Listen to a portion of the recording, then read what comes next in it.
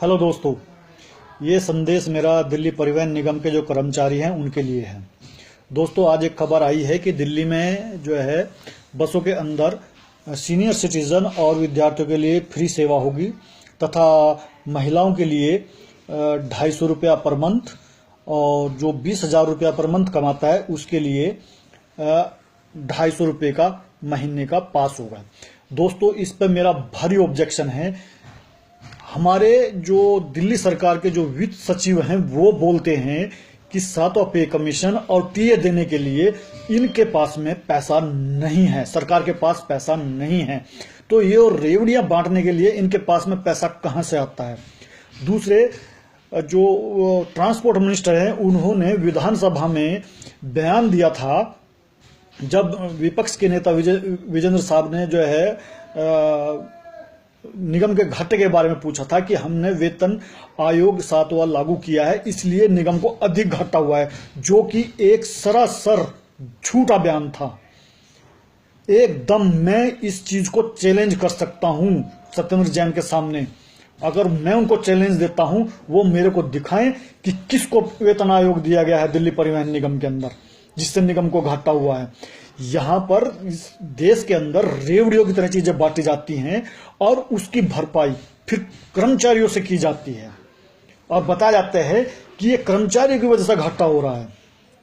जब नीति आप निर्धारित करते हैं तो 7वां पे आयोग क्यों नहीं निगम के कर्मचारियों को दिया जा रहा है। मुख्यमंत्री के द्वारा कहा गया था कि समान काम समान वेतन दिया जाएगा, तो वो क्यों नहीं दिया जा रहा है यदि इनके पास में इतना पैसा है। हम ये नहीं कहते कि आप फ्री में मत दें, आप बिल्कुल फ्री में दें। यदि 1400 करोड़ रुपया घाटा 8% है तो आने वाले समय में कितना बढ़ेगा और उसकी जिम्मेदारी किसकी होगी। क्या ये कर्मचारियों की जिम्मेदारी है? क्या कर्मचारी जो है निगम के जो है इसका नीति निर्धारण करते हैं? यदि सरकार इसका नीति निर्धारण करती है, मिस्टर वित्त सचिव आप बोलते हैं ना कि आपके पास में पैसा नहीं है, तो कहां से आपने सैंक्शन किया है? कहां से आप पैसा देंगे दिल्ली परिवहन निगम को चलाने के लिए, जिसमें कि 8,000 रुपए की सीएनजी पर डे एक बस के अंदर फूक जाती है? आप कहां से लाएंगे वो पैसा? कहां से पैसा आएगा आपके पास में? आपको कर्मचारियों को देने के लिए पैसा नहीं है। ये कर्मचारी का दिल्ली से बाहर के आप 20,000 रुपए कमाने वाले को 250 रुपया में पास देने के लिए जा रहे हैं। 20,000 रुपए तो आपके कर्मचारी को, निगम के कर्मचारी को तनख्वाह नहीं मिलती है। आप रेवड़ियों की तरह चीजें बांट रहे हैं, उनको आप टीए नहीं देते हैं और आपको जो है 20,000 रुपए का जो कर्मचारी है उसको आप जो है फ्री में 1 महीने का वो पास दे रहे हैं, जबकि आपके जो अस्थायी कर्मचारी हैं उनको 1500-1000 रुपया भी महीना नहीं मिलते। मेरा इसमें भारी ऑब्जेक्शन है, आप फ्री में बांटे। मेरा ऑब्जेक्शन इसलिए है कि आपके पास में अगर कर्मचारी को देने के लिए पैसा नहीं है, तनख्वाह देने के लिए पैसा नहीं है, तो आप किस आधार पर ये सरकार और ये माननीय मुख्यमंत्री, माननीय ट्रांसपोर्ट मिनिस्टर, माननीय वित्त सचिव किस आधार पर ये रेवड़ियां बांट रहे हैं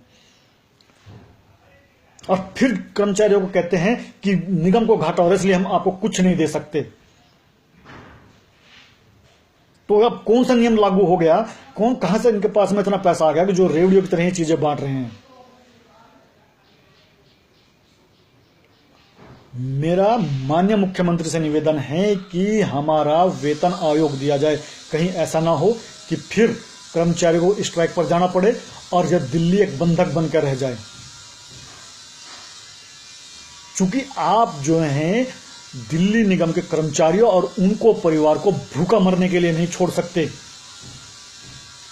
ये नहीं है कि दिल्ली की सब जनता के लिए 7वां पे कमीशन आयोग लागू हो सकता है, वो इतने गरीब हैं और दिल्ली कर्मचारी, परिवहन निगम के कर्मचारी इतने धनाढ़ हैं कि उनको उसका असर नहीं पड़ता या उनको महंगाई का कोई असर नहीं पड़ता है। आप ये कह के पीछा नहीं छुड़ा सकते कि हमारे पास पैसा नहीं है, क्योंकि आपके पास में पैसा है इसीलिए आप इस तरह की रेवड़ियां बांट रहे हैं मिस्टर माननीय मुख्यमंत्री केजरीवाल जी। तो अगर आप रेवड़ियां बांटना जानते हैं तो कर्मचारियों को उनका हक भी देना जानिए, उनका वेतन आयोग भी देना जानिए, उनको समान काम समान वेतन देना जानिए। आपके मंत्री विधानसभा के अंदर झूठ बोलते हैं, पब्लिक की तो बात रही दूर, कि हमने 7वां पे कमीशन आयोग दिया है। बताइए किस कर्मचारी को दिया है आपने? आपने दिया होगा मिस्टर चेयरमैन को, चूंकि वो आईएएस अफसर हैं। बंधु मेरे को बताइए किस निगम के कर्मचारी को आपने वेतन आयोग दिया है?